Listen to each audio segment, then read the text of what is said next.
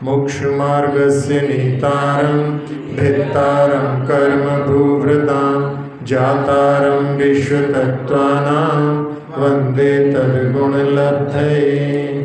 आचार्य उमा स्वामी जी की रचना तत्वार्थ सूत्र में आज अपन 7वां अध्याय देखेंगे। पहले अध्याय में 33 सूत्रों के लिए रत्नत्रय 2 प्रकार का तो 33 हो जाते हैं। दूसरे अध्याय में 53 भावों के माध्यम से, तीसरे अध्याय में प्रथम 6 सूत्रों में नरकों का वर्णन है, 3 और आगे 3 और 6 जोड़ करके 9। चौथे अध्याय में 4 प्रकार के देव और वो कल्पोपन कल्पातीत से 42। 5वें में आँच के माध्यम से भी 42। छठे में 27 सूत्रों के लिए 25 क्रियाएं और 2 अधिकरण, ऐसे 27 सूत्रों में। और 7वां जो अध्याय है इसमें 39 सूत्र हैं। तो 39 सूत्रों को याद रखने के लिए 3 प्रकार के पात्र, आखिरी के 2 सूत्रों में दान का वर्णन है, तो 3 प्रकार के पात्र होते हैं और उनकी नवदा भक्ति। तो ऐसे इसको 39 सूत्रों को याद रख सकते हैं। जहाँ 39 सूत्रों में सबसे पहले सूत्र में व्रतों का वर्णन करते हुए, जहाँ पर अपन ने छठे अध्याय में सामान्य रूप से आश्रम समझा था, अब 7वें अध्याय में पुण्य आश्रम का जो है वर्णन विशेष रूप से किया गया है। हिंसा नतस्तेया ब्रह्म परिग्रहेभ्यो विरतिर्वृतम। हाँ, हिंसा अनृत यानी झूठ, फिर अस्ते यानी चोरी, स्ते जो निकलेगा उसमें, फिर उसमें अस्ते जो है चोर के लिए जाता है। फिर अब्रह्म और परिग्रह, इनसे विरति होना, इनसे दूर उठना, ये जो है व्रत कहलाता है। तो यहाँ इसमें संवर तो होता है लेकिन ये प्रवृत्त्यात्मक संवर है, इसलिए यहाँ पर जहाँ पर इन व्रतों के माध्यम से पूर्ण संवर नहीं होता, पूर्ण संवर तो निवृत्ति रूप जब ध्यान में लीन होते हैं तब होता है, इसलिए यहाँ पर आश्रम में इसको रखा है। और इसमें जो है आश्रम के साथ में निर्जरा का भी वर्णन है। निर्जरा का भी यहाँ आगे है, इसमें जो सोपयोग होता है उसके माध्यम से निर्जरा भी होती है और साथ साथ में पुण्य का विशेष रूप से बंध भी होता है। तो 5 पापों से विरत होना, कोई एक पाप से विरत होता है तो उसके लिए वृत्ति की संज्ञा नहीं मिलती। जैसे कहीं पर प्रशंसा के रूप में, जहाँ हिंसा से उन्होंने 14 को हिंसा छोड़ी एक दिन के लिए, तो भी उनकी प्रशंसा की है, लेकिन जहाँ 5 पापों का जब त्याग होता है तब वो जो है वृत्ति कहलाता है। अब इसमें जो व्रत होते हैं वो 2 प्रकार के होते हैं। कोई जो है पूरे व्रतों को पालन करते हैं, कोई जो है आंशिक। तो पार्शियल और फुल्ली के भेद से देश सर्वतोणु महती। हाँ, तो जो अणुव्रत होते हैं उनमें देशता यानी हिंसादि पापों से एक देश निवृत्ति होती है और हिंसादि से पूर्ण निवृत्ति से महाव्रत होते हैं। अब इन व्रतों की स्थिरता के लिए भावनाएं पाई जाती हैं, तो उसमें तत्स्थैर्यार्थम भावना पंच पंच। हाँ, उन व्रतों को स्थिर करने के लिए प्रत्येक व्रत की 5-5 भावनाएं हैं। तो सबसे पहले अहिंसा व्रत की, जिसमें महाव्रती भी और अणुव्रती सबके लिए ये भावनाएं, जिनके अणुव्रत और महाव्रत भी नहीं है लेकिन इनके माध्यम से अहिंसा धर्म का पालन विशेष रूप से होता है। तो ये सभी लोगों के लिए भाने के लिए बांग मनोगुप्तिरियादान निक्षेपण समित्यालोकित पान भोजनानि पंच। हाँ, इसमें वचन गुप्ति, तो अशुभ वचन से निवृत्ति, वचन गुप्ति मौन रखेंगे तो अशुभ वचन से निवृत्ति हो जाती है। तो इसमें जो है पूर्णता वचन को रोकना है लेकिन मुख्यता से अशुभ वचन की जो है निवृत्ति, उससे अपना लाभ होता है, उससे अपन पाप से बच जाते हैं। तो जहाँ वचनों के माध्यम से यदि किसी को अशुभ बोलते हैं तो सामने वाले को पीड़ा होती है, तो सामने वाले को दुख होता है। मनोगुप्ति में मन में जो है खोटा विचार नहीं करना, इससे स्वयं की हानि होती है। तो अपध्यान से अपना ही जो है वहाँ पर मतलब हानि का कारण बनता है, इसलिए वचन की गुप्ति से दूसरे की रक्षा और अपनी जो है मनोगुप्ति से अपनी रक्षा। फिर ईरिया समिति, जहाँ 4 हाथ जमीन देख करके चलते हैं तो उसके माध्यम से जीवों की रक्षा होती है और साथ साथ में अपनी भी रक्षा होती है। तो जीवों की रक्षा अपना इंटेंशन होना चाहिए। फिर आदान निक्षेपण, तो आदान निक्षेपण जहाँ पर जो कार्य अपन चलते समय में सावधानी रख करके कर रहे थे, इसी प्रकार से सावधानी पूर्वक कोई वस्तु को उठाना रखना। और आलोकित पान भोजन, जहाँ रात्रि में यदि भोजन करते हैं तो उसमें हिंसा विशेष रूप से होती है, इसलिए जो सूर्य के प्रकाश में भोजन करना, तो ये जो है आलोकित पान भोजन, इसमें सूर्य के जो है द्वारा प्रकाशित होता है। कई बार जो है लोग कहते हैं हाँ महाराज जी हम सूर्या बोल करके मतलब सूर्य बल्ब भी आता है, तो ऐसा भी जो है छल करने वाले हो सकते हैं कि हाँ महाराज जी हम सूर्या में ही भोजन करेंगे, लेकिन सूर्या बल्ब का यदि वहाँ पर भाव है तो वो जो है समुचित नहीं है। अब इसके बाद में जो सत्य व्रत की क्या भावना है उसके लिए कहते हैं क्रोध लोभ भीरुत्व हास्य प्रत्याख्यानान यनु बीजी भाषणम च पंच। हाँ, यदि सत्य को पालन करना है, सत्य व्रत की जो है भावनाओं में क्या होगा कि इनके माध्यम से व्यक्ति झूठ बोलता है, क्रोध में व्यक्ति झूठ बोलता है, लोभ में भय में, लोभ के कारण में भी वहाँ पर सत्य का उद्घाटन नहीं करता, भय में भी जहाँ डरता है व्यक्ति तो वो झूठ बोल देता है, और हंसी में भी बहुत झूठी बातें होती हैं। तो ये सब चीज़ों में इनके माध्यम से इनके लिए क्या कहा प्रत्याख्यान, तो इनका प्रत्याख्यान का अर्थ होता है त्याग।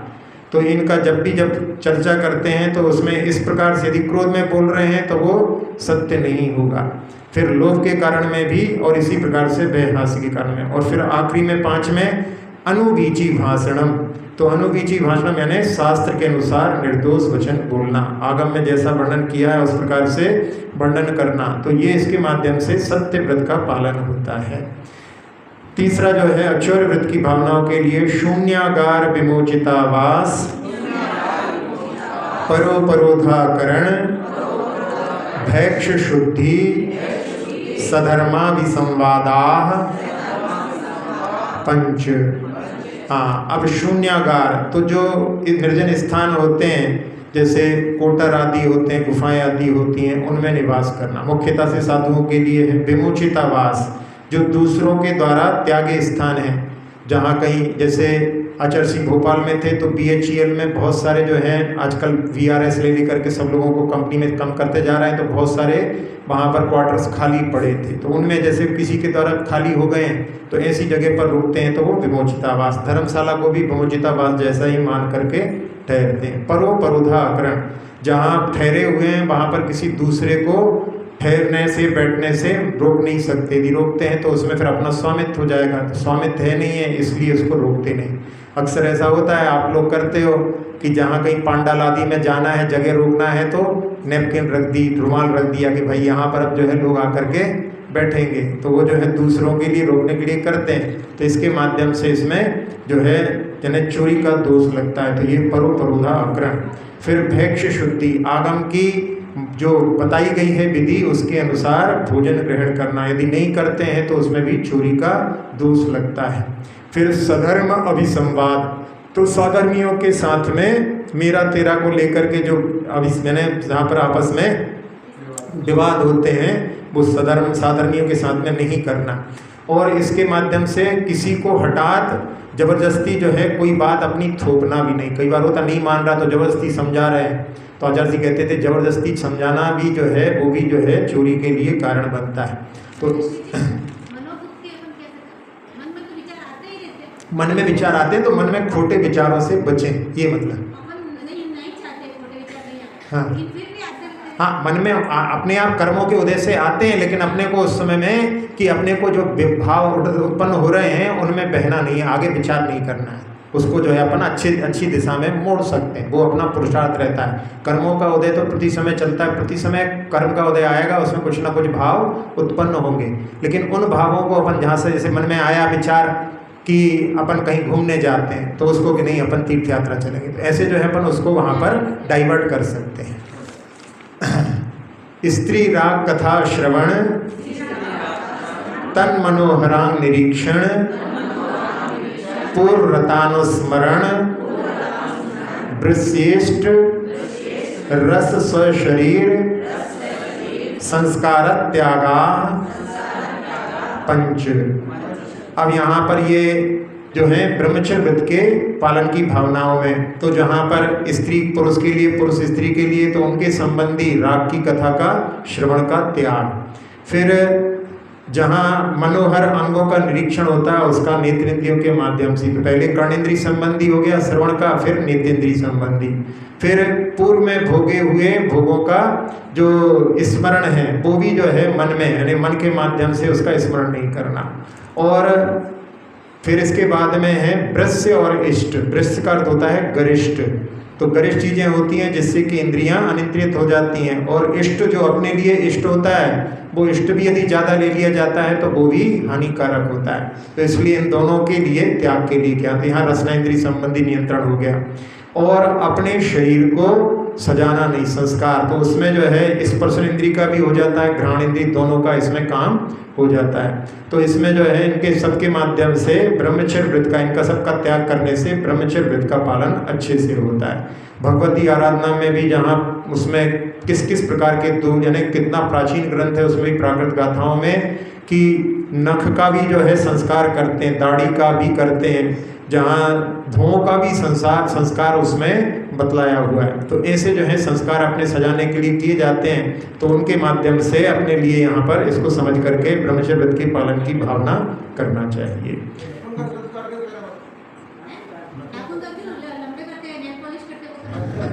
मनोज्या मनोजेंद्रिय विषय राग द्वेष वर्जनानि पंच। हाँ, जो अपने लिए मन को अच्छा लगता है वो मनोज्य कहलाता है, और जो अच्छा नहीं लगता वो अमनोज्य कहलाता है। तो इसमें अपन जिसके प्रति राग होता है उसको भी जो है स्मरण में रखते हैं, और जो अच्छा नहीं लगता उसको भी अपन स्मरण में रखते हैं। तो दोनों के प्रति जो है बंधन हो जाता है, यानी दोनों से जो है व्यक्ति उसमें उलझा रहता है। तो जहाँ परिग्रह की त्याग की भावनाएं हैं, परिग्रह त्याग व्रत की भावनाओं में, तो इनमें दोनों के जो है पंचेंद्रियों के विषय में राग देश के त्याग के लिए यहाँ पर जो है अपने लिए प्रेरणा प्राप्त करना चाहिए। अब इसके बाद में और भी कोई भावनाएं हैं, तो 4 सूत्रों के माध्यम से जो है और भी भावनाओं में, जहाँ पर ये तो जो है व्रत संबंधी हो गई, जहाँ पाप में अपन किस प्रकार से विचार करें, तो हिंसा देशविहा मुत्रापाया वत्य दर्शनम। हाँ, यहाँ पर हिंसा दिशु इह अमूत्र ऐसी संधि हुई है। तो हिंसादि 5 पापों में इह और अमूत्र, इह यानी होता है इस लोक में, और अमूत्र यानी परलोक में। वो कैसा, इनके बारे में अवध्य दर्शनम, अपाय और अवध्य दर्शनम। अपाय अर्थ होता है जो स्वर्ग और मोक्ष की क्रियाओं को नष्ट करने वाले हैं, और साथ में अवध्य यानी निंदनीय है। तो 5 पापों के बारे में कि इनमें जो प्रवृत्ति करता है वो अपने इस-लोक को और परलोक को भी बिगाड़ता है, और उसके माध्यम से ये जो है निंदा को भी प्राप्त होता है। ऐसा जो है 5 पापों के बारे में भावना करना चाहिए। दुख मेवा, और ये जो हिंसादिक दुखी हैं ऐसी भावना करना चाहिए। इनके माध्यम से दुख होता है, लेकिन ये स्वयं दुख रूप है। किसी को पीड़ा देते हैं तो उसको दुख होता ही है, लेकिन जहाँ पीड़ा देने वाला भी मन में विचार करता है कि अरे परेशान कर दिया उसको, तो ये उसके मन में भी खेद उत्पन्न होता है। जहाँ झूठ बोलते हैं तो वहाँ पर भी डर बना रहता है कि हमारा झूठ प्रकट नहीं हो जाए। झूठ को याद रखना पड़ता है, सच को याद रखने की जरूरत नहीं पड़ती। तो ऐसे जो है सारे पाप दुख रूप हैं, ऐसी भावना करके अपने को इससे जो है ऊपर उठने के लिए कि ये दुख रूप ही है। फिर इसके बाद में सब जीवों के प्रति किस प्रकार की भावनाएं हों, तो मैत्री प्रमोद कारुण्य माध्यस्थानी च सत्वगुणाधिक क्लिश्यमाना विनेयेषु। हाँ, अब इसमें 4 भावनाएं जो आप लोग जो है जहाँ सामायिक पाठ में भी पढ़ते हैं। तो मैत्री भावना, तो मैत्री भावना कि संसार के किसी जीव को दुख ना हो, यानी ऐसी जो है कोई जहाँ पर आतंकवादी भी है तो भी मैत्री भावना कहती है कि संसार में किसी को दुख ना हो, पहली भावना। फिर दूसरी जो है प्रमोद भावना, जहाँ पर गुणी जनों को देख करके हृदय में हर्ष होना चाहिए। तो गुणी जो है कई प्रकार के होते हैं, तो उसमें जहाँ अपने लिए अधिकतर ऐसा होता है कि जो गुणवान होता है उसके प्रति ईर्ष्या का भाव उत्पन्न होता है। तो ये ना होकर के अपने लिए हर्ष का भाव, प्रमोद का भाव होना चाहिए। फिर कारुण्य, कारुण्य भावना जो करुणा का भाव, दया का भाव, दीन दुखी जीवों पर करुणा का भाव होना चाहिए। अब इसमें मैत्री में क्या होता है कि मैत्री में तो पूरे संसार के जीवों के प्रति मैत्री का भाव है, लेकिन अपने आसपास में जो हैं जहाँ जैसे कोई गाय है, अब गाय जो है घायल है, उसका जो है वहाँ पर खून गिर रहा है, कहीं पे चोट लगी है, अब उस समय में अपन मैत्री भाव करो कि भैया मैत्री, इसको दुख नहीं हो, तो वो ठीक नहीं। मैत्री तो जहाँ पर पहुँच नहीं सकते उनके प्रति मैत्रता का भाव, लेकिन सामने दिखाई दे रहा है उसकी पीड़ा, तो उस समय में अपने को उसको दुख को दूर करने के लिए यहाँ पर करुणा का भाव, उसके लिए जैसे हल्दी का पाउडर है उसके घाव पर अपन डाल सकते हैं, ऐसा थोड़ा बहुत कार्य जो है अपन वहाँ पर कर सकते हैं। तो उसके माध्यम से अब जैसे कई बार जो है बहुत सारे पशु जो हैं बहुत ही असहाय हो जाते हैं, चलते ही नहीं बनता, तो ऐसे में अपन उनके लिए गुड़ आदि कुछ खिला दें तो उनमें थोड़ी कुछ शक्ति आ जाए, कई बार ऐसी जो है स्थितियाँ बन जाती हैं। तो ऐसे जो कार्य अपन अपने लेवल पर कर सकते हैं उसमें करुणा का भाव का प्रयोग अपने लिए करना चाहिए। फिर माध्यस्थ, तो जहाँ पर जो जिनेंद्र भगवान के मार्ग से विपरीत मार्ग पर हैं तो उनके प्रति माध्यस्थ भाव, तो उसमें क्या, ना तो उनके प्रति राग करना और ना द्वेष करना, दोनों से। एक अभी कुछ ही दिनों पहले पेपर में प्रसंग आया था कि एक कॉलोनी में दो लड़के लड़ रहे थे और वो शराब पी करके खूब जो है गालियां दे रहे थे। एक वृद्ध व्यक्ति वहाँ से निकले जो उनके परिवारों से परिचित थे, उनको समझाने लगे और दोनों क्रोधित होकर के उस वृद्ध के ऊपर ही उन्होंने आक्रमण कर दिया, वो मरण को प्राप्त हो गए। तो ऐसी स्थिति होती है, तो जहाँ पर ऐसे लोग हैं उनके प्रति अपने लिए माध्यस्थ भाव रखना चाहिए। अब और जगत और काय के बारे में कैसा विचार करें, तो जगत काय स्वभाव हुआ संवेग वैराग्यार्थम। हाँ, यहाँ पर जगत के प्रति, जगत के स्वभाव का विचार करके संवेग यानी संसार से भीति, धर्म से प्रीति, संसार के स्वरूप को देख करके, तो संसार में जो है जहाँ अपन दृष्टि डालो तो बहुत सारी चीज़ें अपने लिए ऐसी मिल जाती हैं कि उसमें संसार से भीति उत्पन्न होती है। एक प्रसंग पढ़ा था, वहाँ पर देखा उन्होंने कि पति जो है जहाँ पत्नी लेट आई है मंदिर से तो क्रोधित हो गया, उसने जिनवाणी हाथ में लेकर के उसके टुकड़े टुकड़े कर दिए और उसको पैरों में डाल करके कुचल दिया।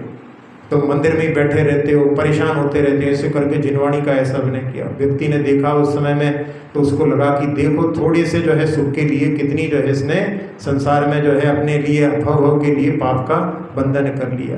वो एक और प्रसंग में देखा कि वृद्ध व्यक्ति पेपर पढ़ रहे थे, बहू आई और वहाँ पर ससुर के हाथ से पेपर खींच करके कि बस दिन भर जो है पेपर ही में घुसे रहा करो, बच्चों को स्कूल जाना है, उनको नहाया नहीं है। उन्होंने जब दृश्य देखा तो समझ में आया उन्हें कि ऐसी अपनी स्थिति ना हो, तो उन्होंने पहले ही रिटायरमेंट BRS लेकर के और मुक्ति के पद को स्वीकार कर लिया। तो संसार के ऐसे स्वभाव को देख करके जहाँ पर उसमें जगत के स्वभाव, जगत का ऐसा जो है परिदृश्य देख करके उससे जो है भीति और धर्म से प्रीति का भाव। और जहाँ शरीर का स्वभाव है तो शरीर जो है व्याधि मंदिर है, उसके स्वभाव के बारे में कितना ही इसको सेवा करो, लेकिन ये जो है हमेशा अपना साथ देने वाला नहीं है। तो ऐसा विचार करके उसके प्रति राग का भाव ना करके उससे वैराग्य का भाव करना, तो ऐसा जो है यहाँ पर जगत और काय के बारे में विचार करना चाहिए। अब ये 12 सूत्र हो गए। अब इसमें जो है अगले 5 सूत्रों में 5 पापों का वर्णन आ रहा है। अभी तो पहले कह दिया था सामान्य से कि इनका त्याग व्रत है, लेकिन एक एक का वर्णन करते हुए कि हिंसा क्या है। तो प्रमत्त योगात् प्राण व्यपरोपणम हिंसा। हाँ, तो प्रमाद के योग से प्राणों का वध करना हिंसा है। अब प्रमाद क्या होता है, तो जहाँ पर कषायों की अधिकता होती है मुख्यतः से, वो राग द्वेष से युक्त जो परिणाम होते हैं वो प्रमाद कहलाता है। तो उसके माध्यम से जहाँ श्रावक की जो है 4 प्रकार की हिंसाएं होती हैं, तो उसमें संकल्पी हिंसा का वो त्यागी होता है, जानबूझ करके किसी जीव का वध नहीं करता। आरंभी हिंसा में भी जो है सावधानी रखता है। औद्योगिक हिंसा में भी ऐसे व्यापार का चयन नहीं करता जिसमें हिंसा होती है मुख्यतः। यानी एक व्यापार में हिंसा होनी और हिंसा का ही व्यापार चयन करना, दोनों में बहुत अंतर है। फिर विरोधी हिंसा, जहाँ पर देवशास गुरु अपनी संपत्ति आदि की रक्षा के लिए सामने वाले से यदि आक्रमण करने आता है तो या चुराने आता है तो उससे रक्षा करने के लिए हथियार आदि भी उठाता है, तो इससे भी जो है बच नहीं सकता। केवल मात्र जानबूझ करके संकल्पी हिंसा नहीं करता। अब इसके बाद में जो असक्त है उसके लिए कह रहे हैं असदभिदान मनृतम। हाँ, जो असत बोलना अनृत है, यानी सत जो प्रशस्त होता है उसको छोड़ करके जो अप्रशस्त है उसका जो है वर्णन नहीं करता। तो इसमें जो विद्यमान वस्तु का निषेध करना, जो है उसका निषेध करना, ये भी जो है असत्य है। जो है नहीं उसको कहना, तो ये भी असत्य है। और कुछ का कुछ कहना, ये भी हो जाता है। फिर इसमें और भी जो है, जहाँ पर अपन निंदनीय शब्दों को पाप से संयुक्त और अप्रिय शब्दों का प्रयोग करते हैं, वो सब जो है इस असत्य की कोटि के अंतर्गत आते हैं। अब तीसरा जो है पाप, उसके बारे में कह रहे हैं अदत्ता दानम स्तेयम। हाँ, बिना दी हुई वस्तु को लेना चोरी है। तो जहाँ गाय दूध नहीं देती तो उसको इंजेक्शन लगा करके दूध निकालना, ये भी जो है चोरी के अंतर्गत आता है। तो ये जो है ऐसी स्थितियाँ बनती हैं, तो जिसके माध्यम से जहाँ पर बहुत दबाव दे करके दान लेना, कई बार होता है वो सामने वाला दे नहीं रहा है फिर भी बोल देंगे कि इतना दे रहे हैं। और आजकल की जो है परिस्थितियाँ ऐसी बन रही हैं, बहुत सारे लोगों की तो ऐसी धारणा बनती जा रही है, बोल दो बाद में देना थोड़ी ना पड़ता है। लेकिन ये जो है दान के प्रति लोगों की एक प्रकार से मतलब एक अविश्वास जैसा ना हो जाए, इसलिए जो है ऐसा ज़बरदस्ती करके जो है दान निकलवाना भी ठीक नहीं तो लोगों की ऐसी धारणा बन गई कि बोल दो फिर क्या होता है, देना तो पड़ता नहीं है, तो फिर क्या होगा। तो कहते हैं कई बार कि भाई इतना जो है बोला है, इतना बोलते हैं कि भाई 50 करोड़ जी हैं बोलियाँ आ गई हैं, अरे भैया आएगा कितना, ये यदि प्रश्न उठने लगा, मतलब क्या है कि कोई वहाँ पर जो है कोई किसी के ऊपर विश्वास नहीं करेगा। तो ऐसी जो है स्थिति में अपने लिए इस पर विचार करके जो है दान अपनी सामर्थ्य के अनुसार, कहा ही है शक्ति तस त्याग तपसी, तो शक्ति के अनुसार ही उसमें दान करना चाहिए, शक्ति के अनुसार ही उससे लेना चाहिए। क्यों नहीं लगे दोस्त लोग को बता रहे हैं ना कि ये मतलब ऐसा बन गया है। और कहाँ पर कई बार तो ऐसा होता है कि वो बाद में जो है उनके यहाँ कहते हैं कि भाई इतना % कम भी दे देगा तो ले लेंगे, मतलब वो एक स्टैंडर्ड जैसे ही बनते जा रहे हैं। यही स्टैंडर्ड बन जाएंगे तो मतलब क्या हुआ, अविश्वास के ही स्टैंडर्ड बन रहे हैं। तो ये जो है अच्छा मतलब एक परिपाटी जो है बिगड़ रही है, ये समझना चाहिए। जहाँ बिना दी हुई चीज़ को ग्रहण करना हुआ चोरी कहाँ है।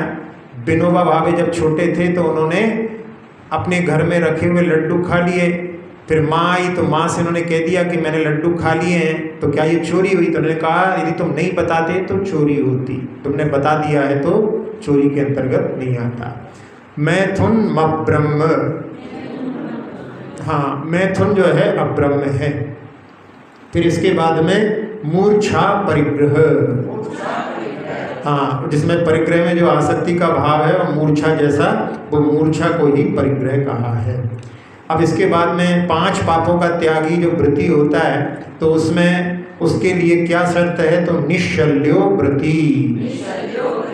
हाँ, जो शल्य रहित होता है वो व्रती होता है। तो शल्य क्या होती है, जो निरंतर कांटे जैसी जो चुभती रहती है वो शल्य कहलाती है। तो शल्य 3 प्रकार की होती है। एक होती है मिथ्यात्व, तो मिथ्यात्व शल्य में बाहर में तो जो है अन्य देवी देवताओं के प्रति वहाँ प्रकट नहीं करते, लेकिन मन ही मन में जो है अन्य देवी देवताओं के प्रति कुछ भाव कि कहीं तो कुछ काम हो सकता है, ऐसा करके यदि मन में भाव है तो वो मिथ्यात्व शल्य है।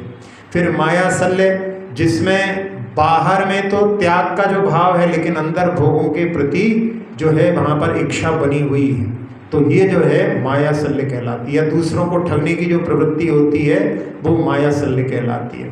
और निदान में भी जहाँ अंदर तो जो है भोगों की यानी स्वर्ग आदि की आकांक्षा मन में छिपी हुई है, बाहर जो है निदान के कि नहीं निदान जो है निंदनीय है, लेकिन अंदर जो है उसकी यदि बनी हुई है इच्छा, तो वो जो है निदान शल्य कहलाती है। तो इन तीनों शल्यों से वृत्ति रहित होता है। अगार यणगारश्च,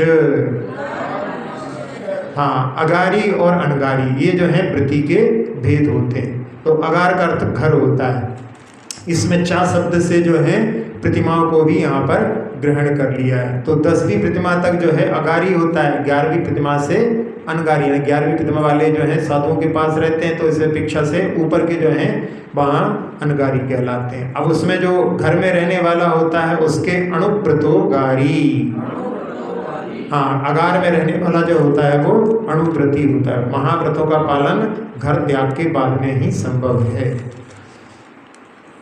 अब इसमें अणुव्रती के जो हैं ये 5 अणुव्रत हो गए, उसके और भी व्रत होते हैं, तो उनका वर्णन करते हुए दिग्देशानर्थ दंड विरति सामायिक प्रोषदोपवासोपभोग परिभोग परिमाणातिथि समविभाग व्रत संपन्नश्च। हाँ, अब दिग्व्रती जो होती है पूरे जीवन भर के लिए चारों दिशाओं की सीमा कर लेते हैं। जहाँ विदेश नहीं जाना है ऐसा जो है संकल्प कर लिया। अब कभी कोई ऐसा जो है आगे उम्मीद भी नहीं है, लेकिन फिर भी ऐसा मन में बना लग रहता है कि हो सकता है कोई, जैसे अंबानी जैसे लोग हैं, उन्होंने जो है शादी में विदेशों में की थी, बुलाया था, तो कोई ऐसा कार्ड अपने पास आ सकता है, इसलिए लोग व्रत लेने को तैयार नहीं होते, इन्हें त्याग करने के लिए नहीं होते तैयार। जैसे भले ही अपनी प्रतिमाएं नहीं है, लेकिन ऐसा संकल्प बनाने में क्या बात है कि अपने को विदेश चारों दिशाओं की अपने को नहीं जाना है, उसके बाहर भारत को छोड़ करके।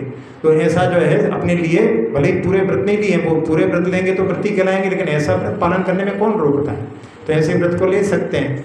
फिर देश विरति, जिसमें कुछ दिनों के लिए जहाँ कि भाई पर्यूषण का पर्व है तो कहीं बाहर नहीं जाएंगे, तो ऐसा संकल्प ले लिया अपन ने, तो ये जो है उतने समय तक के लिए अपन इसके माध्यम से जहाँ जितना जो सीमा बना ली उसके बाहर में महाव्रत कहा है आचार्य समंतभद्र स्वामी ने भी और पूज्यपाद स्वामी ने भी टीका में सर्वार्थ सिद्धि में, कि महाव्रत जैसे उसमें फिर कोई भी वहाँ पर अपना पाप नहीं होता।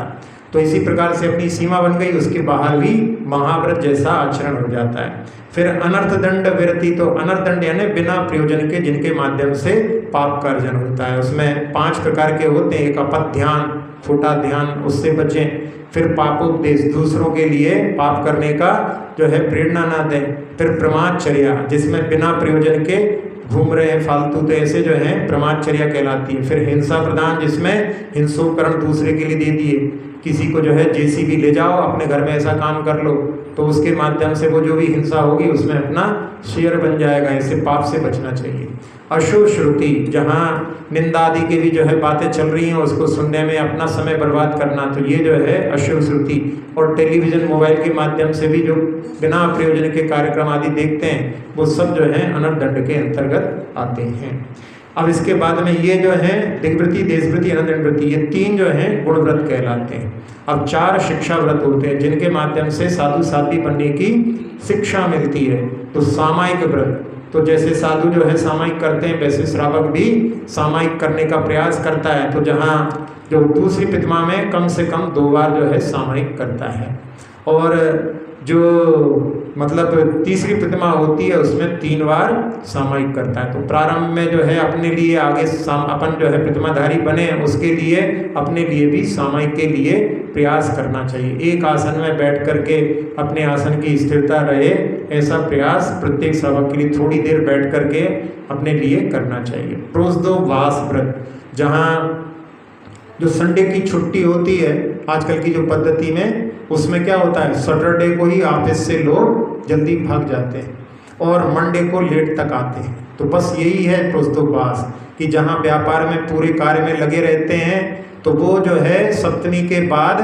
जो है सप्तमी के आधे दिन तक जो है कार्य करने के बाद में छुट्टी ले लेते हैं। फिर अष्टमी को भी छुट्टी रही और नवमी को भी जब महाराज को आहार दे दिए, भोजन कर लिए, फिर बाकी जो है दुकान आदि और कार्यों में जाते हैं। तो ऐसी जो है प्रोषदोवास, जहाँ साधु जो है पूरी तरह से निवृत्त होते हैं, तो श्रावक जो है अष्टमी चतुर्दशी इन पर्वों में पूरी तरह से सारे पाप आदि कार्यों से निवृत्त होकर के धर्म ध्यान करने की जो है वहाँ पर संकल्प लेकर के करता है।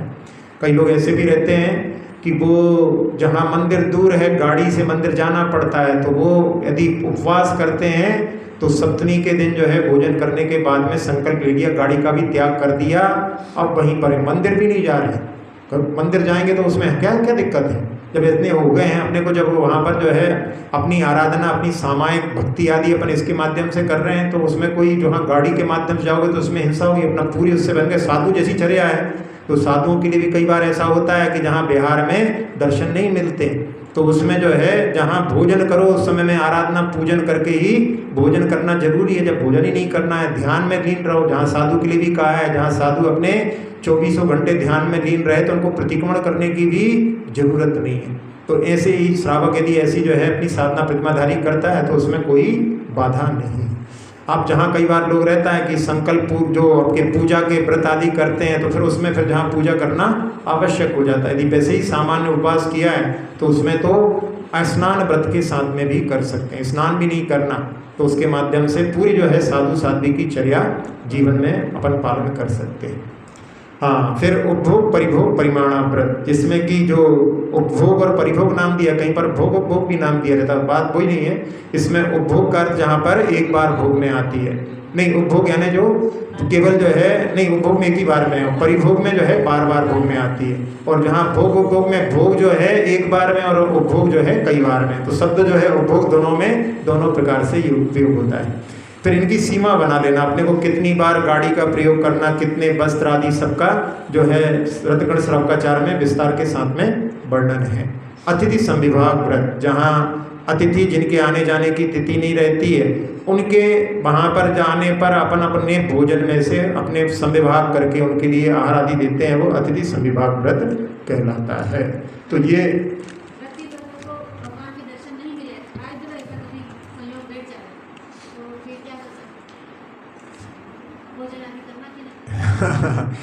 ये तो जो है आचार्य महाराज से पूछना, उसमें आप लोगों के लिए क्या बताते हैं। हाँ, नहीं लेकिन आप उसमें जो है स्पष्ट उनसे पूछना तो वो अच्छा रहेगा। नहीं, हम अपनी तरफ से कोई पता नहीं चाहते कि व्रती हैं तो आप लोगों के लिए उनके अनुसार जो है निर्देश में कार्य करना चाहिए। कई बार ऐसा होता है कि फिर बाद में फिर कहते हैं कि उनने तो ऐसा बोला था, उनने तो ऐसा बोला था, अपन तुलनात्मक दृष्टि से फिर करने लगते हैं। तो जहाँ बड़े बड़े जब उपदेश देने वाले बैठे हैं तो छोटे लोगों के लिए अच्छा रहता है कि भाई उनसे पूछो, अपने लिए टेंशन वाली बात नहीं। हाँ, अपने पढ़ाई कितना है, अपन जानते कितना है, इसलिए अपन क्या कहें इसके लिए। हाँ चलिए, अब इसके बाद में जो संलेखना भी जो है व्रत होता है। यहाँ पर जो 12 जो हैं व्रतों में संलेखना का वर्णन नहीं किया है, लेकिन आचार्य कुंद स्वामी ने संलेखना को भी जो है 12 व्रतों में रखा है। तो इसलिए यहाँ पर संलेखना के लिए अलग से कह रहे हैं, मारणांतिकीं संलेखनां जोषिता। हाँ, जब मरण का अंत यानी पास में हो मरण, उस समय में संलेखना को जोशिता करते यहाँ पर प्रीति पूर्वक सेविता।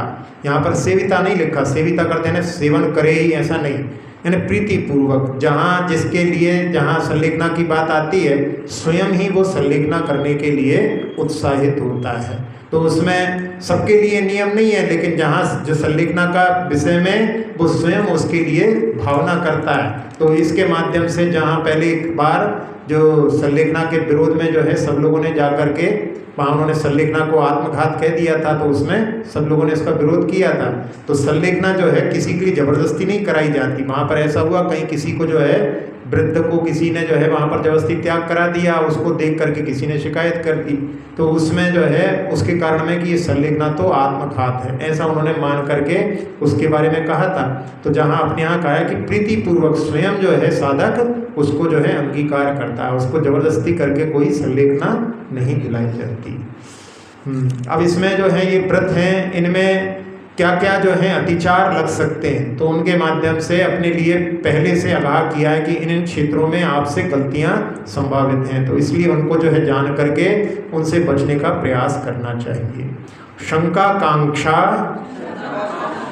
विचिकित्सान्य दृष्टि प्रशंसा संस्तवाह सम्यक दृष्टेरतिचाराः।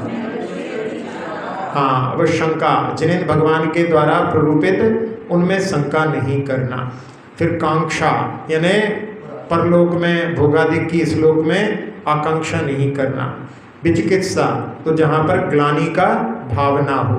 फिर अन्य दृष्टि प्रशंसा, तो अन्य दृष्टि जो अन्य मत हैं मिथ्या दृष्टियों के, उनके ज्ञान चारित्र आदि को देख करके मन में भी उनको अच्छा नहीं मानना। और संस्तव यानी वचनों के माध्यम से दूसरों से नहीं कहना। तो ये जो है सम्यक दर्शन के 5 अतिचार संभावित हैं। तो अब इस संसार में आजकल का जो मोबाइल का सोशल मीडिया का ज़माना है, बहुत सी बातें सुनते रहते हैं, तो उनको जो है देख करके कि अपन किसकी प्रशंसा करो, ये अपने लिए दृष्टि रखना चाहिए। नहीं तो कई बार जो है मिथ्या मतों की भी अपन प्रशंसा कर देंगे तो अपना ही जो है सम्यक दर्शन खतरे में पड़ जाएगा। अब जो अन्य जो हैं वहाँ पर जो अपने अणुव्रत हैं, दिग्व्रत, देशव्रत आदि हैं, जो गुणव्रत, शिक्षाव्रत, उनमें क्या क्या जो हैं अतिचार लग सकते हैं उसके लिए बतला रहे हैं। पहले उसकी भूमिका बनाते हुए व्रतशीलेषु पंच पंच यथाक्रमम्। हाँ, जो व्रत हैं और शील हैं उनमें 5-5 अतिचार हैं जो क्रम से इस प्रकार हैं। तो सबसे पहले अहिंसानुव्रत के लिए बता रहे हैं। बंध बदच्छेदाति भारारोपणान पान निरोधा। हाँ, बंधन, किसी को पशुओं को बंधन में डाल देते हैं। अब केवल पशुओं को ही नहीं बंधन में डालते, किसी को आपने मनुष्य को भी काम में लगा दिया है, काम पूरा करके जाना, भग मत जाना, तो ये भी बंधन हो जाता है।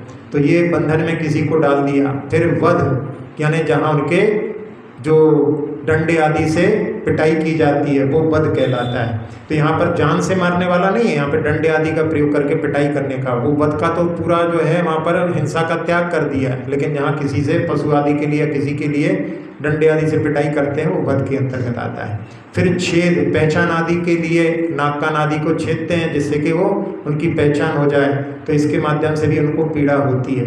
फिर अति भारारोपण, अति भारारोपण जितनी सामर्थ्य है उससे ज़्यादा करके, तो ये केवल दूसरों के ऊपर ही नहीं होता, अपने ऊपर भी होता है। अपनी सामर्थ्य से ज़्यादा यदि अपन कार्य करते हैं तो वो भी इसमें आ जाता है। और अन्नपान निरोध, तो ये अन्नपान निरोध में और जो अपने आश्रित हैं उनके लिए भी, पशुओं के लिए भी और अपने लिए भी। कई बार होता है काम में लगे रहते हैं, तो उसमें काम में लगे लगे बहुत समय निकल जाता है, अपनी शरीर की सामर्थ्य से अपन ज़्यादा कार्य करते रहते हैं, तो ये जो है अपने भी प्राणों की क्षति पहुंचती है। तो उसका भी ध्यान रख करके केवल दूसरों के लिए नहीं, अपने भी जो प्राण हैं उनकी भी अपने लिए रक्षा करना चाहिए। फिर इसके बाद में सत्यानुव्रत के बता रहे हैं। मिथ्योपदेश रहो व्याख्यान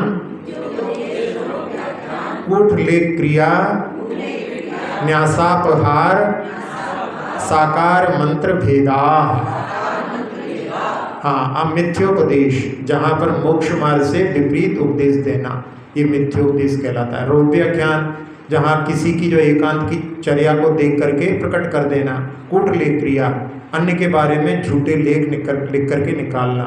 फिर न्यासापहार, धरोहर को हड़प लेना या कम मांगे तो वापस कर देना, तो ये जो है न्यासापहार। फिर साकार मंत्र भेदा, जहाँ पर किसी कारण से दूसरे के मन की बात को जान करके, अब जहाँ पर जो कोई दो लोग बात कर रहे हैं, अकेले में बात कर रहे हैं, तो कुछ जरूरी ऐसी बात होगी ऐसा मन में लगा करके और उसको प्रकट कर देना, तो ये जो है सारे सत्यानुव्रत के अतिचार कहलाते हैं। स्तेन प्रयोग तदा हृतादान विरुद्ध राजातिक्रम हीनादिक मानोन्मान प्रतिरूपक व्यवहारा। हाँ, अब स्तेन प्रयोग, चोरी करना तो छोड़ दिया लेकिन दूसरों को बता रहे हैं, कह दिया कि भाई वो जो है मकान वाले कहीं बाहर गए, अब समझ लो क्या करना है, तो स्वयं तो जो है नहीं कर रहे लेकिन दूसरों से। तो ऐसा जो है होता है, जैसे कि चलता है उसमें कि भाई ये है डंडा और उधर पे कुछ देखा था और आज हमारी 14 है, तो ऐसा कह करके जो है स्वयं तो नहीं कर रहे हैं लेकिन दूसरों के लिए प्रेरित करना है, तो वो स्तेन प्रयोग। फिर उनके द्वारा लाई हुई जो सामग्री है उसको खरीद लेना, चोरी करके जो लाए हैं उसको सामान को खरीद लेना। ऐसे चोर बाजार होते हैं बड़े बड़े शहरों में, जहाँ से जो है सब सामग्री मिलती है, तो वहाँ पर से जाकर के यदि अपन सामान खरीदते हैं तो वो चोरों के लिए ही प्रश्रय देना एक प्रकार से। फिर विरुद्ध राजातिक्रम, राजा की जो आज्ञा है उनका पालन नहीं करना, तो उसमें टैक्सेशन आदि जो रहते हैं उसमें जहाँ करते हैं तो वो इसके अंतर्गत आता है। हीनादिक मानोन्मान, तो वहाँ पर लेने व देने के जो माप है वो कम ज़्यादा रखना। फिर प्रतिरूपक व्यवहार, जिसमें मिलावट का कार्य होता है, तो ये सारे जो हैं अचौर्यानुव्रत के अतिचार के अंतर्गत आते हैं। पर विवाह करणेत्वरिका परिग्रहीता परिग्रहीता गमनानंग क्रीड़ा काम तीव्राभिनिवेशा। हाँ, जहाँ जिनकी जिम्मेदारी रहती है उनका तो विवाह करना व्रती का भी जो है जिम्मेदारी रहती है, लेकिन जिनकी अपनी जिम्मेदारी नहीं है उनके भी विवाह में कि तुम इनसे इनका विवाह कर लो, इनसे इनका विवाह कर लो, ऐसे कार्यों में जहाँ पर जो शील संबंधी दोष भी लग सकते हैं, इसलिए इसको पर विवाह करण नाम का जो दिया दोष। फिर इत्तरिका, परिग्रहिता गमन और अपरिग्रहिता, जिनका खराब जो है मतलब शील है उनके साथ में संपर्क रखना, उनका स्वामी भी हो सकता है और स्वामी नहीं भी हो सकता है, तो ऐसे लोगों के साथ में संपर्क रखने से भी ब्रह्मचर्यानुव्रत में दोष आते हैं। फिर अनंग क्रीड़ा, जहाँ जो संतान आदि की उत्पत्ति के अलावा जो कार्य होते हैं वो अनंग क्रीड़ा के अंतर्गत कहलाते हैं। काम तीव्राभिनिवेश, जहाँ पर पर्व का भी ध्यान नहीं रखना, क्षेत्रों का भी ध्यान नहीं रखना, उसमें भी जो है काम की तीव्रता रखना, ये ब्रह्मचर्यानुव्रत के अतिचार कहलाते हैं। क्षेत्र वास्तु, हिरण्य सुवर्ण, धन धान्य, दासी दास, कुप्य प्रमाणातिक्रमा। हाँ, इसमें जो है कहीं कहीं पर कुप्य भांड भी आता है, लेकिन आचार्य पुष्पद महाराज ने टीका में भांड का प्रयोग नहीं किया। तो कई ग्रंथों में ऐसा बोलते हैं कि जैसे सबके दो दो जोड़े हैं तो वैसा इसमें होना चाहिए। तो यहाँ क्षेत्र तो भूमि होती है, खेत की जो भूमि आदि होती है वो क्षेत्र, वास्तु यानी अपने घर। फिर इनका भी सीमा बना लेते हैं। हिरण्य जो है स्वर्ण, जहाँ पर चांदी आदि है, पैसे आदि हैं, और स्वर्ण तो सब लोग जानते ही हैं। फिर धन को गोधन बोला है। तो गोधन यानी गायों का जो समूह रखते थे पहले, अब जो है लोग बड़े बड़े शहरों में तो किसी के यहाँ जानवर मिलते ही नहीं हैं अभी, लेकिन कई जो हैं जहाँ ज़्यादा बड़े शहर नहीं हैं, छोटे छोटे मतलब एकदम गांव भी नहीं बीच के हैं, वहाँ पर अभी भी कई लोग जो हैं अपने यहाँ पर पशुओं को रखते हैं। और वहाँ पर जो है गोधूली वेला में जब पशु आते हैं निकलते जाते हैं, ऐसे कई बार जो है उनकी आवाज़ और उनके द्वारा जो धूल उड़ती है वो जो है गोधूली वेला कहलाती है। तो इसके माध्यम से जहाँ मतलब आजकल लोग बिना धन के धनी हैं, धनी नहीं है तो काहे के धनी है, लेकिन फिर भी जहाँ और अन्य धन तो उनके पास में है, लेकिन जो हाँ जीवित धन जो गोधन है उससे रहित होते जा रहे हैं। फिर धान्य जहाँ पर अनाज आदि होता है, इनकी भी सीमा बना लेते हैं। दासी दास की भी कितने रखेंगे उसकी भी सीमा। और कुप्य में जहाँ बर्तन कपड़े आदि सब आ जाते हैं, उन सब का जो परिमाण कर लेते हैं कि इतना इतना हम रखेंगे। फिर उसमें भी यदि उसका जो है अतिक्रमण करते हैं तो वो ये परिग्रह परिमाणुव्रत में यानी अतिचार के रूप में बतलाए हैं। ऊर्ध्वाधस्त्रियक व्यतिक्रम क्षेत्र वृद्धि स्मृत्यंत राधानान। हाँ, ऊर्ध्व व्यतिक्रम तो उसमें जितनी सीमा बनाई है उससे ऊपर चले जाना। फिर अधो व्यतिक्रम यानी नीचे चले जाना, तिर्यक यानी तिरछे में चले जाना। फिर इसके बाद में क्षेत्र वृद्धि, तो क्षेत्र वृद्धि यानी जहाँ लाभ दिख रहा है, जैसे 100 योजन की बनाई थी, अब एक तरफ जो है फायदा लिख रहा है तो अपन ने इस तरफ 50 कर लो, इस तरफ 150 बना लो। तो ऐसा जो यदि करते हैं तो वो क्षेत्र वृद्धि कहलाती है। और स्मृत्यंता राधान यानी भूल जाना कि 100 बनाई थी कि 125 बनाई थी, और उसमें भी 100 को क्रॉस कर जाना। ये मन में चल रहा है, उसके बाद में 100 को क्रॉस नहीं किया तब तक दोष नहीं, लेकिन जहाँ मालूम अपन अभी सोच रहे हैं कि इसमें 100 125 में कौन सा सही है, और उसको उसके बाद में भी 100 को क्रॉस कर जाते हैं तो वो वहाँ पर जो है दोष अतिचार कहलाता है। आनयन प्रेष्य प्रयोग शब्द रूपानुपात पुद्गलक्षेपा। हाँ, अब यहाँ पर जो है ये तो देश व्रत के अतिचार हैं, तो इसमें एक स्थान पर अपन ने सोच लिया कि आज जो है मंदिर में ही रहेंगे। अब मंदिर में रहने के बाद में जरूरत पड़ गई किसी चीज़ की तो आनयन, स्वयं तो नहीं जा रहे हैं, किसी से मंगवा लिया। फिर प्रेष्य प्रयोग, फिर किसी को भेज दिया लेने के लिए तो प्रेष्य प्रयोग। फिर शब्दानुपात, अब जो है जहाँ कोई बाहर का जो है दिखाई दे रहा है उसको जो है अपन ने आवाज़ देखा, उसकी पीठ उस तरफ है तो उसको अपने शब्द के माध्यम से वहाँ पर कुछ काम करने के लिए बोल दिया। रूपानुपात, अब मौन है तो छत पे खड़े हो जाओ, लोग देख के समझ जाएंगे कि महाराज जी को कोई आवश्यकता है, तो वो रूपानुपात हो गया। फिर पुद्गलक्षेपा, वो सामने वाला देख ही नहीं रहा है, आवाज़ भी उस तक नहीं पहुंच रही है, तो कुछ कंकर आदि मार करके उसको जो है मतलब अपनी ओर आकृष्ट करना। तो ये सारे जो हैं देशवृत्ति के अतिचार कहलाते हैं। अब अनर्थ दंड के बतला रहे हैं। कंदर्प कौत्कुच्च मौखर्या समीक्षाधिकरणोप भोग परिभोगा नर्थक्यानि। हाँ, अब कंदर्प जो होता है उसमें बोलते समय में राग भाव की तीव्रता बस, जिसमें हंसते हुए असत वचनों का प्रयोग किया जाता है। फिर कौत्कुच्च, जहाँ पर जो हंसी और उसके साथ साथ में शरीर की कुछ कुचेष्टाएं भी करते हैं। मौखर्य, बहुत ज़्यादा जो है धृष्टता पूर्वक बोलना, वो मौखर्य कहलाता है। असमीक्षाधिकरण, जहाँ पर प्रयोजन का विचार किए बिना ज़्यादा काम को विस्तार दे देना, वो असमीक्षाधिकरण कहलाता है। फिर उपभोग परिभोग अनर्थक के, जितनी अपने लिए आवश्यकता है उन चीज़ों का संग्रह ज़्यादा कर लेना। जैसे गेहूँ जो है साल भर में लगते हैं, अब उसमें जो है बहुत ज़्यादा कर लिया, वो प्रयोग ही नहीं हो पाए, तो जिसके लिए ऐसी चीज़ों का संग्रह करने से क्या, तो ऐसा जो है उपभोग परिभोग अनर्थक के कहलाता है। अब इसके बाद में शिक्षा व्रत के अतिचार में सबसे पहले सामायिक के बतला रहे हैं। तो योग दुष्प्रणिधाना नादर स्मृत्यनुपस्थानानि। हाँ, अब इसमें जो है योग का दुष्प्रणिधान, तो योग में 3 चीज़ें आती हैं, काय वचन और मन। तो उसमें शरीर के जो अंगोपांग हैं उनको निश्चल नहीं रखना, यानी उसमें हिलते रहना। वचन में जहाँ अशुद्ध उच्चारण आदि करना, तो ये हो गया वचन का दुष्प्रणिधान। मन में जो है आर ध्यान रोध ध्यान करना, आर्त और रोध ध्यान का त्याग नहीं करना, ये मन का दुष्प्रणिधान कहलाता है। फिर अनादर, यानी उसमें उत्साह नहीं होना, अब कर लेंगे, अभी कहाँ, रोज तो करते हैं, ऐसा जो भाव आ रहा है, तो वो जो है किसका, अनादर का भाव है। तो ऐसा जो है भाव यहाँ पर अनादर है। फिर कई बार जो है कुछ ऐसे भी जो है शब्दों का प्रयोग जो है वृत्तियों के माध्यम से होता है कि आज तो लंबी सामायिक करेंगे। लंबी सामायिक का अर्थ वहाँ पर ऐसा होता है कि सोएंगे।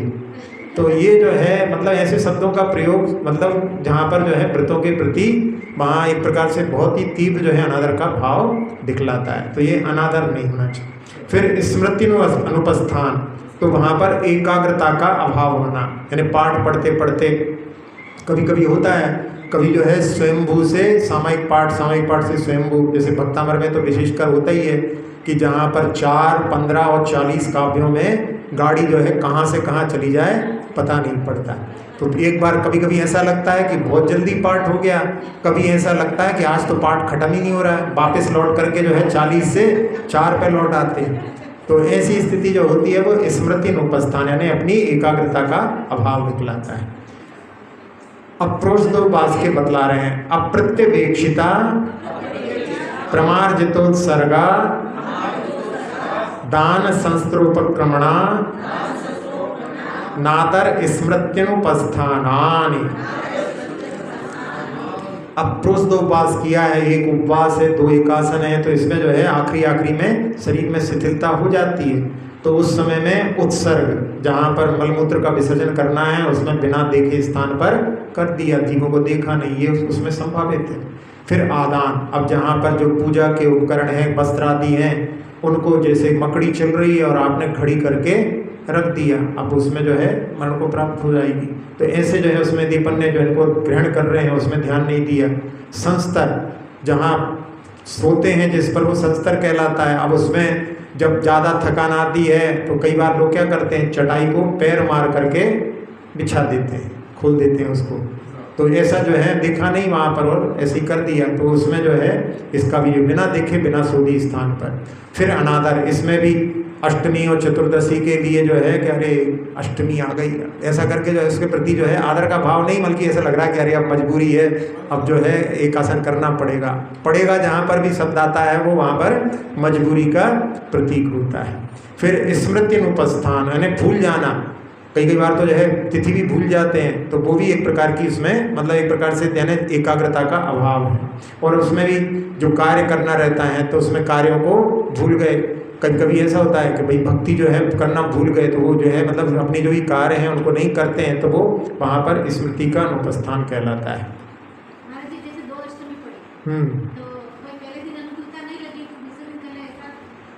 वैसे जो है कि मैं क्या बतलाते हैं, पहली वाली का जो है मुख्य रहता है ना।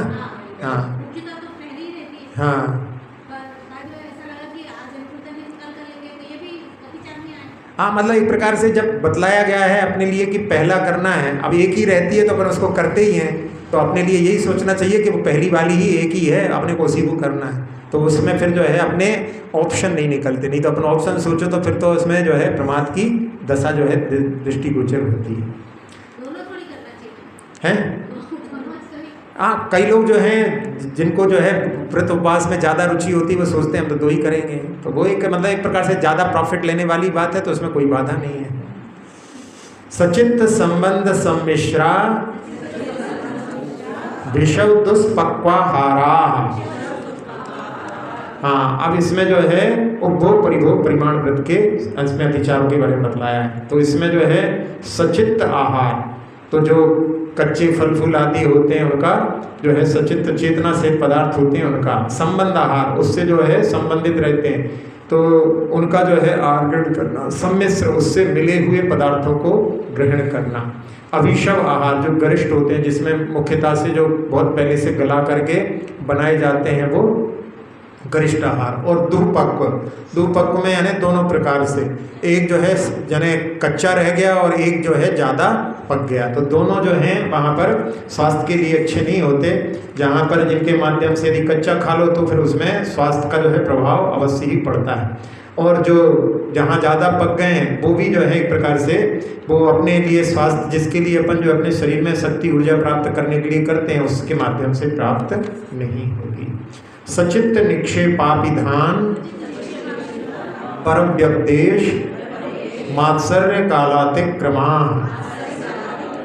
अब यहाँ पर अतिथि संविभाग है, तो जहाँ पर सचित्त निक्षेप, तो सचित्त आहार रखना यानी सचित्त पदार्थ पर उसको रख देना।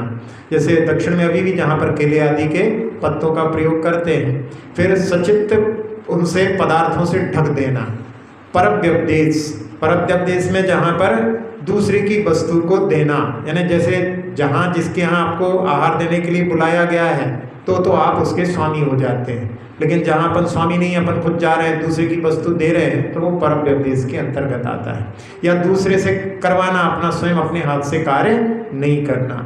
तो जैसे दान में जैसे आज जो है तब के बारे में बताते हैं, इसमें भी दान में भी जो है कल के धर्म है दान भी त्याग के साथ में, तो उसमें जो है इस प्रकार से अपने हाथ से ना करके दूसरों से करवाना, तो वो भी जो है मतलब सामर्थ्य होने के बाद में अपने हाथ से करना चाहिए, वो एक प्राथमिकता होनी चाहिए। फिर मात्सर्य, दूसरे दातारों से ईर्ष्या का भाव रखना, ये बहुत होता है कई बार जो है लोगों का कि भैया उनके यहाँ गए थे तो उनके यहाँ तो देखा कुछ भी नहीं था, ऐसा बोल करके जो है जो और आगे भी लगाने वाले घबराने लगते हैं कि भैया हम लगाएंगे और लोग ये कहेंगे तो फिर हमें सुनना पड़ेगा, तो ऐसा नहीं होना चाहिए। कई बार जो है कई ऐसी परिस्थितियाँ बन जाती हैं, अब जैसे उसमें जो है उसकी जो इतनी सामर्थ्य अपने हिसाब से सामर्थ्य के अनुसार ही देना चाहिए, तो वो जो है दूसरों के लिए ऐसे कमेंट्स करने से कई बार जो है लोग कहते हैं महाराज जी वो जो है सुनना हमसे असहनीय हो जाता है, तो अपने लिए इससे बचना चाहिए। कालातिक्रम, जो काल रहता है आहार बेला का, उस समय में जो है आहार में विलंब कर देना, तो ये जो है मतलब सारे अतिथि संविभाग व्रत के अतिचार के अंदर। आचार्य ज्ञान सागर जी महाराज ने जहाँ तत्वार सूत्र की जो एक टीका लिखी है उस टीका में लिखा है कि महाराज के आहार का समय है, उस समय में उनकी पग चंपी करके उनको अभी रुको महाराज जी भी थोड़ी सी सेवा कर लें, ऐसा करके जो है उनके आहार की बेला में विलंबादी करना, ये जो है कालातिक्रम में उन्होंने दिया है। जीवित मरणाशंसा मित्रानुराग सुखानुबंध निदानानि। अब ये संलेखना के अतिचार है, तो संलेखना के अतिचार में जहाँ जीने की इच्छा, संलेखना में जो है अच्छी सेवा हो रही है, बहुत से लोग दर्शन करने आ रहे हैं तो और थोड़ा जी जाएं ऐसी इच्छा उत्पन्न हो सकती है, या कोई पर्व आ रहा है तो पर्व और देख लें, तो वो जीवित आशंसा कहलाती है। फिर मरणाशंसा, अब वो जो है मरण के समय में ज़्यादा पीड़ा हो गई, सह नहीं पाए, तो अभी अच्छे हैं, अभी जो है जल्दी से उठ जाएं, तो ऐसी जो है भावनाएं बहुत सारे लोगों की होती रहती हैं, लेकिन अपनी आयु कर्म के बारे में अपने लिए छेड़छाड़ करने की कोशिश अपने भावों से नहीं करना चाहिए। फिर इसके माध्यम से यहाँ फिर तीसरा है इसमें मित्रानुराग, तो जो प्राचीन जो समय के जो अपने साथ में खेले हुए हैं उनका याद करके वो मन में ऐसी भावना कि वो आ जाते उनको देख लेते, तो ये मित्रानुराग कहलाता। सुखानुबंध, पूर्व में भोगे हुए भोगों का स्मरण करना, उनकी चर्चा करना, बुजुर्ग लोगों के साथ में अक्सर ऐसा होता है। भोगाकांक्षा, और आगे आगामी भोगों की, अब यहाँ से स्वर्ग मिलेगा इस प्रकार की जो है मन में आकांक्षा आदि करना, तो उसमें ये जो है वैसे तो जो है उसके माध्यम से स्वर्ग आदि की प्राप्ति होगी, जो अपने आप ही प्राप्ति होने वाली है उसके लिए जो है पहले से, जबकि कई बार जो है संलेखना कराने वाले रहते हैं उनको कई लोग अब तो जो है आप स्वर्ग में जाओगे, तो इस प्रकार की जो है पहले से ऐसी भावनाएं भर देते हैं, तो वो भी जो है वहाँ पर उनके लिए दोष के लिए कारण बन सकता है। तो उस समय में तो अपने लिए वो तो जो है अपने आप ही मिलने वाला है, उस समय में तो अपने को अपनी कर्मों की निर्जरा की ओर दृष्टि रख करके जो है मुख्यता से प्रयास करना चाहिए। अब आखिरी में 2 सूत्रों में जैसा पहले बतलाया था उसमें दान का वर्णन आ रहा है, तो अनुग्रहार्थम स्वस्याति सर्वो दानम। हाँ, अनुग्रहार्थम यानी उसमें निज का और पर का दोनों का कल्याण हो, तो उसमें स्वयं का कल्याण क्या होता है, जब अपन दान करते हैं तो अपनी लोभ वृत्ति कम होती है। लोभी व्यक्ति दान नहीं कर सकता, तो अपने लोभ की वृत्ति कम होती है और आत्मा जो है त्याग की ओर झुकता है। इसके माध्यम से पुण्य का बंध भी होता है और पर का उपकार, जहाँ पर उसकी जीवन यात्रा में मदद मिलती है, उसकी जो धर्म साधना में अपन सहायक होते हैं, तो स्व और पर के उपकार, तो अनुग्रहार्थम। अब स्वस्य, तो स्वस्य का अर्थ यहाँ पे स्व यानी अपना और अपनी संपत्ति आदि का जो त्याग किया जाता है वो दान कहलाता है। तो इसके माध्यम से दान की जो परिभाषा है, अपनी चीज का देना ही मुख्यतः से दान कहलाता है। कई बार जैसे जो पूछ रहे थे उसमें कि मंदिर में आकर के दूसरों की जो है संपत्ति का यदि प्रयोग करते हैं, दूसरे की जो है सामग्री का प्रयोग करते हैं, तो वो तो जो है सही तरह से ना तो पूजन के अंतर्गत आती है और ना दान में आती है। तो अपने लिए कई बार ऐसा होता है, कई लोगों की जो आदत होती है कि कहीं भी जाएंगे तो खाली हाथ नहीं जाते और उसमें उस सामग्री को जहाँ पर अपन नहीं भी चला पा रहे हैं तो उस सामग्री को उनके घर में छोड़ करके आ जाते हैं। तो वो जो है भाई हमने खुद आपकी सामग्री दे दी है, तो ये जो है जहाँ पर वार्टर है ना, अब आदल बदल की कार्य पुराने समय पद्धति होती थी, उस प्रकार से कार्य करते हैं। अब जो दान होता है उसमें किसके माध्यम से विशेषता पड़ती है, तो इसमें कह रहे हैं विधि द्रव्य दात्री पात्र विशेषात तद विशेष। हाँ, यानी विधि के माध्यम से दान में विशेषता आती है। अब जो नवदा भक्ति होती है उसमें अब यहाँ जो है प्रसंग जिसमें कि कुछ लोग चौके में रुके रहते हैं, तो वहाँ पर जैसे घर के आगे ही पड़गान हो रहा है तो अपने अंदर से भी जो है अपने लिए पड़गान उस समय में करना चाहिए। पूरा जो है भले ही अपन बाहर नहीं आ पा रहे हैं तो कुछ लोग तो रुके ही रहते हैं, तो उसमें अपने को विधि वहाँ पर जहाँ पर बहुत दूर गए हैं तो बात अलग है, लेकिन जहाँ अपने को सामने ही दिखाई दे रहा है, सामने ही कर रहे हैं, तो अपने को अंदर कक्ष से भी पड़गान करना चाहिए। तो ये विधि में विशेषता। फिर नवदा भक्ति में पूरा जो है सब कार्य जो है अपने हाथ से स्वयं संपादित करना। फिर द्रव्य विशेष, जो द्रव्य जिसमें तप और स्वाध्याय में वृद्धि हो उसके जो माध्यम से ना द्रव्य की विशेषता रहती है। फिर दाता की विशेषता, अब जो दाता है देने वाला उसके दाता के गुण होते हैं, तो उसमें ईर्ष्या ना करे, खेद ना हो, ऐसे जो हैं 7 गुणों से युक्त होता है। तो उनमें जहाँ भक्ति हो यानी पात्र के प्रति भक्ति हो, तुष्टि हो, पात्र प्राप्ति पर अत्यंत प्रसन्नता होनी चाहिए। कई बार ऐसा होता है जहाँ पर बहुत बड़ा संग रहता है, अब आचार्य महाराज की अपेक्षा थी और कोई दूसरे महाराज आ गए तो मन में अरे हम तो उनकी सोच रहे थे, अब दूसरे महाराज आ गए। तो ऐसा नहीं, जो मिल जाए उसी में जो है अपने लिए संतुष्ट होना चाहिए। तो ये जो है तुष्टि। फिर श्रद्धा, दान जो है कल्याणकारी है, ऐसा जो है अपने लिए विश्वास रख करके दान की प्रक्रिया में। और विज्ञान, उसमें किसके बाद क्या चलाना है इसका भी ध्यान रहना चाहिए। कई बार लोग जो है उसमें बहुत जो है ऐसी कि कई लोगों की अनभिज्ञता नजर आती है, कहीं जो है जूस चला है उसके बाद में पानी चलाने लगते हैं। वो पानी हाथ धुलाने के लिए भी हो सकता है, लेकिन कई बार जो है उसमें वो ऐसी जो है कुछ चीज़ों में कॉम्बिनेशन में ध्यान रखना चाहिए। तो ये अपने को ज्ञान भी होना चाहिए। फिर अलोलोप, यहाँ पर इसके माध्यम से हमको कुछ संसारिक लाभ मिले ऐसी आकांक्षा नहीं करना चाहिए। और सात्विक, यानी जहाँ पर जो अपनी सामर्थ्य हो उससे भी बढ़ करके देने का प्रयास करता है तो वो सात्विक कहलाता है। और क्षमा, किसी पर जो है रोष नहीं करना। कई बार ऐसा होता है कि उसमें एक दूसरे के ऊपर बहुत तेज क्रोध करते हैं, तो फिर वहाँ पर मन की शुद्धि कैसे रह सकती है।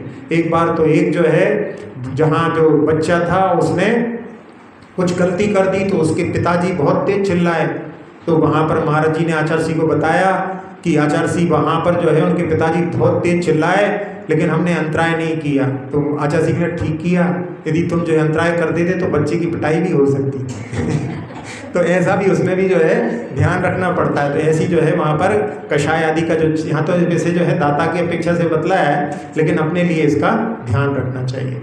अब जहाँ जो 4 चीज़ें हैं इसमें, एक विधि, द्रव्य, दाता और पात्र। अब आप जब चौका लगाते हो, बहुत सारे साधु हैं, बहुत से चौके लग रहे हैं, जिनके घर में आहार नहीं होता उनको मन में जो है खेद होता है, लेकिन ऐसा नहीं। इसलिए अपने लिए, क्योंकि अपने लिए 75% नंबर तो आपके अपने पास हैं, विधि आपके पास है, आपने विधि पूरी अच्छे से पालन की है तो आपको 25% नंबर मिल गए।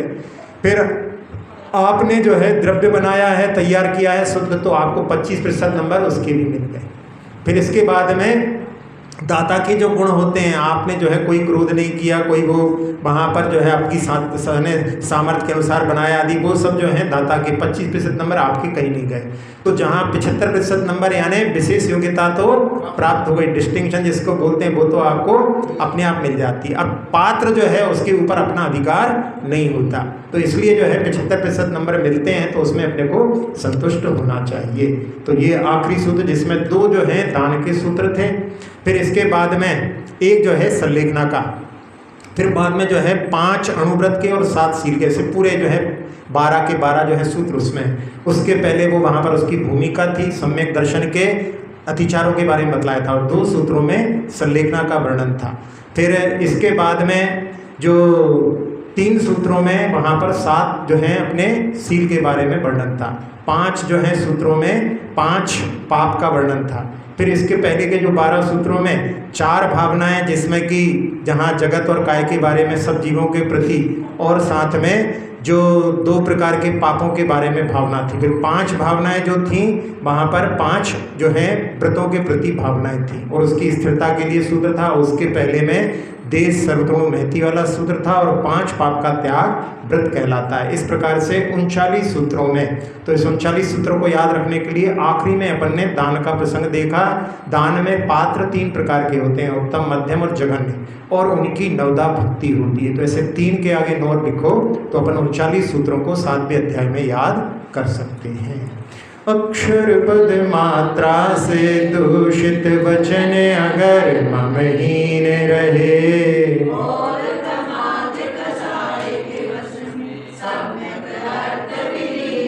जिन वाणी माता मेरी उन सब त्रुटियों को क्षमा करें।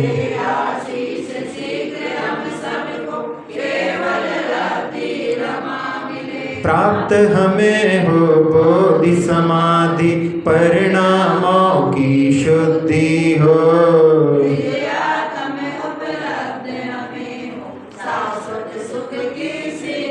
चिंतित वस्तु दात्री माता चिंतामणि उपमा भाति।